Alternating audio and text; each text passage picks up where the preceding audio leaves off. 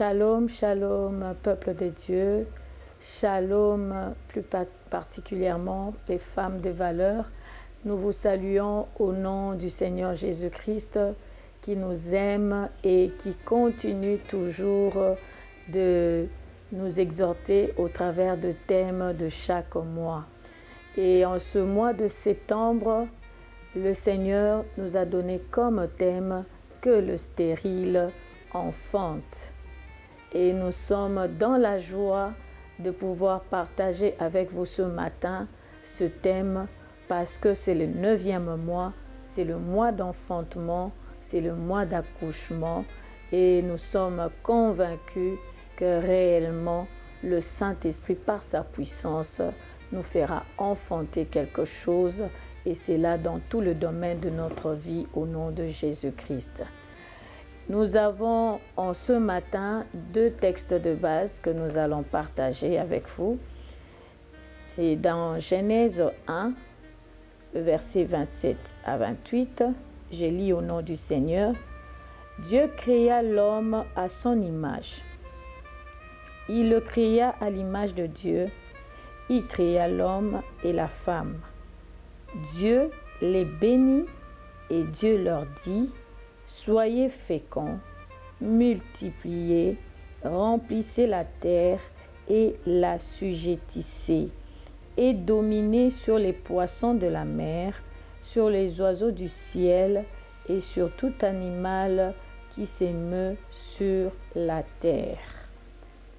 Nous allons également lire dans les livres de 2 Samuel 6. Nous lirons juste le verset 11 à 12. Je lis au nom du Seigneur. L'arche de l'Éternel resta 3 mois dans la maison d'Obed-Édom de Gath, et l'Éternel bénit Obed-Édom et toute sa maison. On vint dire au roi David: l'Éternel a béni la maison d'Obed-Édom et tout ce qui est à lui, à cause de l'arche de Dieu. Et David s'est mis en route et il fit monter l'arche de Dieu depuis la maison d'Obed-Édom jusqu'à la cité de David au milieu des jouissances. Bien-aimés, en lisant notre premier texte de base, nous comprenons directement que la volonté de Dieu pour l'homme est qu'il soit fécond. Et il les bénit, il dit à l'impératif: soyez féconds. Il donne l'ordre à l'homme d'être fécond. En d'autres termes, quand il donne cet ordre-là, ça veut dire que c'est une loi. Et dans la volonté de Dieu, la loi établie dans son royaume est que nous soyons féconds et que nous puissions multiplier et se multiplier. C'est ainsi qu'au commencement, lorsque Dieu créa l'homme et la femme, il a créé une courbe où il y avait la naissance. Après la naissance, il y a la maturité et la maturité, il y a la procréation. Mais quelque chose s'est passé dans le sens où l'homme a péché, l'homme a désobéi et il y a eu une brèche par laquelle l'ennemi est passé. C'est alors que nous voyons la stérilité apparaître dans l'histoire de l'homme. Parce que la volonté de Dieu n'est pas que nous soyons stériles, mais que nous soyons féconds. Dans Deutéronome, il dit encore au peuple d'Israël: aucun habitant de mon pays ne peut être déclaré stérile. Dieu insiste pour nous faire voir que la stérilité ne vient pas de lui. En créant l'homme, il veut l'homme être dans la procréation, être dans la fécondité, être dans la multiplication et se multiplier. La stérilité vient contre cette loi. La stérilité vient briser cette loi. Mais j'aimerais annoncer ce matin que c'est Dieu-là qui a établi ces lois-là de la fécondité. C'est un Dieu qui existe réellement. Et il est le Dieu de toute possibilité et rien ne lui est impossible. On parle de la ménopause précoce. On parle de la stérilité de l'homme. On parle de la stérilité de la femme. On parle de femmes qui sont sans utérus. On parle de femmes qui sont sans trompe. On parle de femmes actuellement qui ont des trompes bouchées. On parle actuellement des femmes qui ont des myomes, des fibromes qui les empêchent de pouvoir concevoir.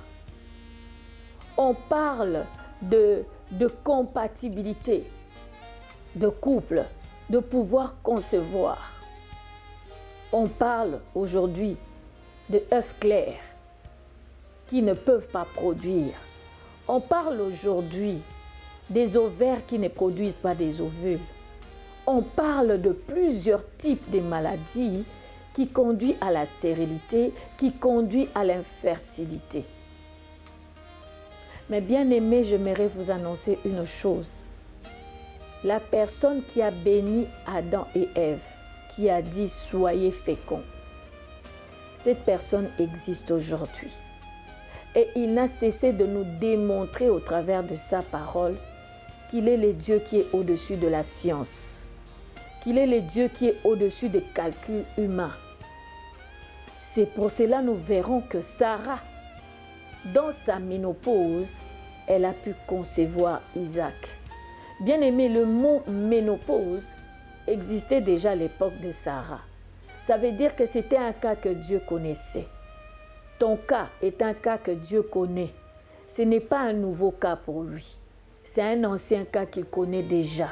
Et lui, il est capable de sortir des calculs des êtres humains pour pouvoir t'apporter la fertilité, pour pouvoir permettre à ce que tu puisses concevoir, que tu puisses féconder.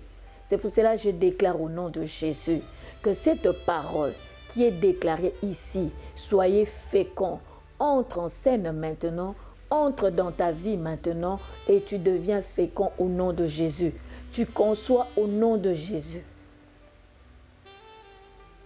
Pour toi qui vis l'improductivité, parce qu'il a dit multiplier, multiplier, produisez, matériellement produisez, matériellement soyez bénis. Mais vous vivez financièrement à zéro. Vous vivez dans le désert. Vous vivez dans la sécheresse. Vous vivez dans la pauvreté. J'aimerais t'annoncer une bonne nouvelle. Le rocher des âges a accompagné le peuple d'Israël pendant 40 ans dans le désert et faisait jaillir de l'eau. C'est pour te dire que dans ton désert, le fait que Christ est là, il est en train de faire jaillir l'eau. Il est en train de rendre cette terre qui est déserte fertile. Il est en train de fertiliser tout le domaine de ta vie, le domaine de tes affaires, le domaine de ton travail, le domaine qui est asséché, bloqué. L'Éternel est en train de fertiliser ce matin. L'Éternel est en train de rendre fertile et productive ce qui était resté inerte, qui ne produisait pas. Des projets qui n'aboutissaient pas. Le Seigneur est en train de rendre fertile, de faire avancer des projets qui n'évoluaient pas. Des projets qui sont restés inertes. Je ne sais pas pourquoi le Saint-Esprit insiste sur des projets ou des investissements qui ne produisent pas, qui sont restés inertes. En ce matin, l'arche qui a visité Obed-Édom, Jésus-Christ de Nazareth, entre en scène maintenant dans ta maison, dans ce domaine qui est resté inerte, improductif, dans ce projet qui n'avançait pas, qui n'aboutissait pas. Il entre en scène maintenant pour bénir, Il entre en scène maintenant pour rendre fertile. Il entre en scène maintenant pour booster ce projet, à aller de l'avant. Que tout ce qui bloquait saute pour qu'il y ait productivité, pour que l'investissement puisse évoluer, pour qu'il y ait la multiplication, pour qu'il y ait la production. Il est celui qui fait germer sur un bois inerte. On nous dit, la verge d'Aaron, après qu'on ait mis ça dans l'arche de l'Alliance, il a produit des bourgeons. J'aimerais seulement te dire, là où tu ne pouvais pas y penser, là où tu ne pouvais même pas calculer, là où tu t'attends le moins, sache-le que le Seigneur fait jaillir de bourgeons. Le Seigneur fait croître des bourgeons. Le Seigneur fait croître des rejetons. De ce qui étaient mortes, de ce qui étaient mortes dans ton foyer, dans ton couple, le Seigneur est en train de susciter des bourgeons.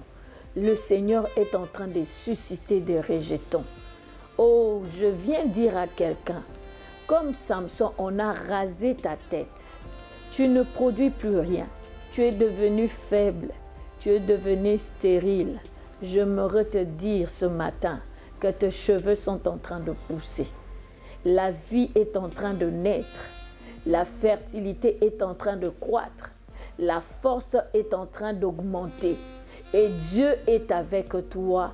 Tu n'es pas seul. Tu es fécond. C'est ta bonne nouvelle ce matin.